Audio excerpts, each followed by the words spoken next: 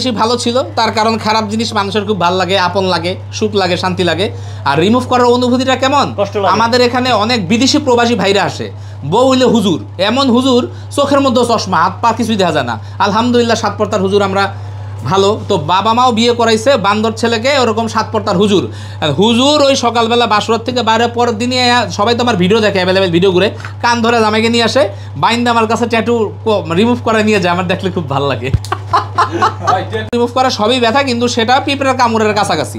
কারণ যারা ট্যাটু করছে তারা পেইন নিয়েই করছে, এবং রিমুভ যারা করছে পেইন নিয়ে রিমুভ করতে হয়। কিন্তু এত পেইন না যেটাতে রক্তপাত হবে, কষ্ট পড়বে, পূর্বে এমন অনেকের একটা ভুল ধারণা আছে যে ট্যাটু রিমুভ করাটা মানে আগুন দিয়ে পোড়ানো, এই লেজার দিয়ে মানে আগুন দিয়ে জ্বালায়। লেজারের সাথে আগুনের কোনো সম্পর্ক নাই, ওইটা কাঠের সাথে সম্পর্ক আছে। সিএনসি লেজার কাঠ ডিজাইন করে, এটা মানুষের স্কিন, এখানে কোনো আগুন টাগুনের পোড়ানোর কোনো কাহিনী নেই। আর আমি বলবো গ্রামের, আরেকটু কথা বলি, আমি গ্রামের ভাইদের বলবো, আপনারা অনেকেরাই স্বর্ণের যেই অ্যাসিডটা আছে ওইটা শরীরে ঢেলে ট্যাটু রিমুভ করার চেষ্টা করতেছেন। আমাদের কাছে এরকম অসংখ্য কেস আছে যাদের হাড় পর্যন্ত দেখা যায় ওই যে সাদা হাড়, এদিক দিয়ে মাংস। এই ধরনের কেসগুলো আমাদের অনেক কষ্ট হয় রিমুভ করতে। আপনারা আল্লাহর হস্তে 100 টাকার অ্যাসিড শরীরে ঢালবেন না। অনেকেরাই ওই অ্যাসিড ড্রপে ঢুকায়া তিলের মধ্যে মারে, গর্ত হয়ে যায়, খুবই বাজে অবস্থা। এটাতে ক্যান্সার পর্যন্ত হতে পারে, হাড় পর্যন্ত চলে গেলে 100% ক্যান্সার হবে। আল্লাহর হস্তে আপনারা বাজার থেকে স্বর্ণের অ্যাসিড দিয়ে ট্যাটু রিমুভ করার চেষ্টা করবেন না। তার কারণ ট্যাটু রিমুভ তো হবেই না, চারপাশের মাংসটা খালি ঝলসে যাবে, তখন ওই ট্যাটু রিমুভ করার খরচও বাড়বে, ওইটার খরচও বাড়বে। তো সবাই সাবধান, কেউ অ্যাসিড মারবেন না নিজের শরীরে। আচ্ছা, আপনার ট্যাটু করতে গেলে আমাদের যে চামড়াটা এপিডার্মিস লেয়ারে থাকে, এই চামড়াতে নাকি প্রবলেম হয় অনেক সময়, ক্যান্সার ডিজিজের মতো। হ্যাঁ, কারেক্ট।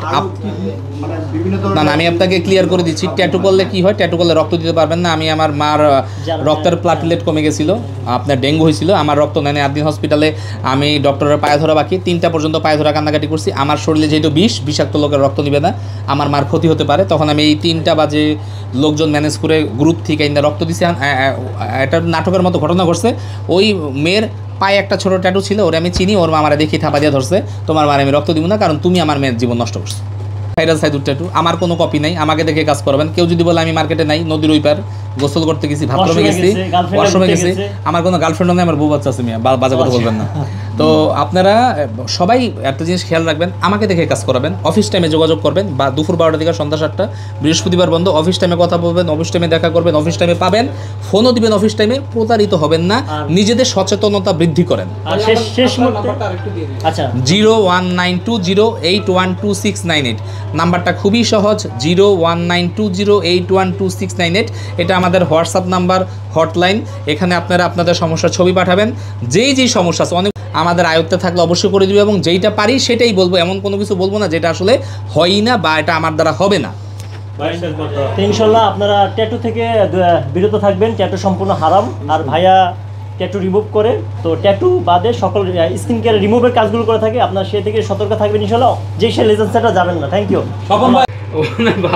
আমি ডক্টর সাবরিনার জন্য নফল নামাজ পড়েছিলাম, কিন্তু সে আমাকে অ্যাকসেপ্ট করে না, কারণ আমার চেহারা ভালো না। সে অনেক ডাক্তার সাবরিনা তো অন্য কেউ, আপনাকে কিভাবে অ্যাকসেপ্ট করবে? ভালোবাসা, সবাইকে ভালোবাসা যায়, ভালোবাসা অসীম।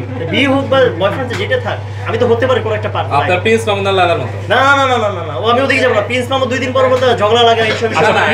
যে ঘটনা চলতেছে এটার বিষয়ে আপনার ভাই, আমি তো আসলে ওদের কাছ থেকে মানে মোবাইল খুলে দেখি ওদেরকে ঝগড়াঝাটি শুনলা বললা কি জানি করে, কেমনে জানি বলে যায়। লাইলা এবং মামুনকে দেখা এই যে এটা কেমনে জানি আমি বুঝলাম না। আমি রিলস ঘুটলেই দেখি যে ওরা একজন আরেকজনের সাথে সুন্দর ব্যবহার করতেছে, আজেবাজে কি আমরা ছোট মানুষ।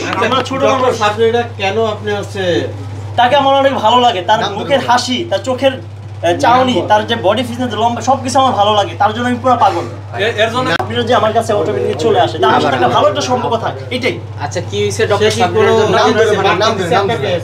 ডক্টর সাবরিনা আমার খুব ভালো লাগে, আমার খুব পছন্দের একজন মানুষ। তার জন্য আমি নামাজ পড়ি, রোজা রাখবো, ইনশাআল্লাহ সে ধরনের ভালো থাকে, দোয়া করি, সেটা আমার কাছে চলে আসে, এটাই। নাকি আপনি ভাইরাল হওয়ার জন্য ডক্টর সাবরিনার নামটা ইউজ করেন? আমি স্বপন ডক্টর সাবরিনা, ডাক্তার সাবরিনা, সুন্দরভাবে বলেন। আচ্ছা, সে তো ডাক্তার। আচ্ছা, ডাক্তার সাবরিনার জন্য আমি নামাজ পড়েছি, রোজা রেখেছি, তো সেটা আমার কাছে চলে আসা, তাকে আমি অনেক ভালোবাসি। তার প্রত্যেকটা জিনিস আমার খুব ভালো লাগে। চলে আসা কি আপনি তাকে বিয়ে করবেন না? না, সে ভালোবাসা একটা জীবের অন্যরকম। আচ্ছা, আপনার থেকে উনি লম্বা না? আমার থেকে লম্বা, বাট পাশাপাশি দাঁড়ায় আমার থেকে খাওয়া দেখায়। স্বাস্থ্য ভালো, কিন্তু আমি তাকে চাই। আচ্ছা, সাবরিনা কি জানে যে আপনি যে চান? আমি তাকে অনেক ভালোবাসি, সে এখনো না, না, জানে না। ভালোবাসার তো অনেক রকমের অনেক ভাগ পার্থক্য আছে। আছে, ভাই বোন, মা ছেলে।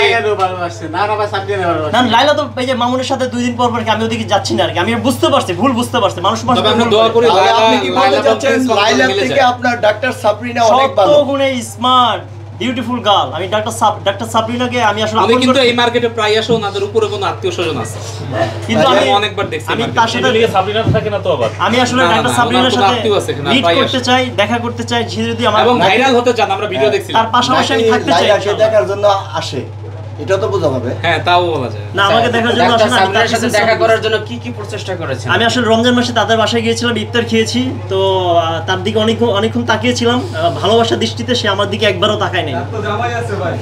তাতে কি না, আপনার তার হাজবেন্ড আছে, আমি অ্যাকসেপ্ট করলাম, বাট আমি Husband ভালোবাসা আছে? তার হাজবেন্ড আছে, হ্যাঁ। অ্যাকসেপ্ট করলাম। আমি ভালোবাসা মানে কি, ভালোবাসার চোখে তাকিয়েছি আমি। কোন ভালোবাসা, এটা আপনারা এখন বুঝেন না। আবার ক্রাইম রিপোর্টার। ওরে বাবা, ভালো থাকবেন। আমি ফ্রেন্ডের মতো তাকে ভালোবাসি। আমি তার সাথে বেস্ট ফ্রেন্ডের সম্পর্ক করতে চাই, এটাই ভালোবাসা আমার। বেস্ট ফ্রেন্ড বলতে তো বেস্ট ফ্রেন্ডই। বেস্ট ফ্রেন্ডই থাকবে। তাইলে ঠিক আছে। আশা করি ডাক্তার সাবরিনা দেখার পরে অবশ্যই আমাকে আমার ফ্রেন্ডশিপে যে ভালোবাসা থাকে অ্যাকসেপ্ট করবে ইনশাআল্লাহ। আমি বারবার রিফিউজ হচ্ছি তার কাছ থেকে। Thank you. আচ্ছা, ভালোবাসার কোনো বয়স লাগে না। থাকতে পারে, কিন্তু আমি না, এক মিনিট, আপনারা ভুলভাবে এটাকে বায়াস করছেন। ভালোবাসা কোনো বয়স মানে না। পৃথিবীতে বহুত কাপল আছে যাদের মধ্যে 30 বছর পার্থক্য। আপনারা বারবার এই মামুন লালাকে নিয়ে টানাটানি করে ওদের সংসার আগুন দিতেছেন শুধু। ওদের সংসার তো এমনি আগুন। না, ওটা ঠিক হয়ে যাবে। সবসময় ঘি ঢালে। আমি আপনাদের 7 দিন সময় দিলাম, সব ঠান্ডা হয়ে যাবে। ভাই 5টা ভালো তাহলে ওগুলা ঠিক, ওইটা তো ভালোবাসার বহিঃপ্রকাশ। জি দুষ্ট আবার ঠান্ডা হয়ে যাবে। তারা কি নাটক করতেছে? 1 মিনিট, এর আগেও দেখছেন জেল খাটতে মিলছে না, এখন মারামারি করতেছে, আবার আমার মিলবে। মিলবো।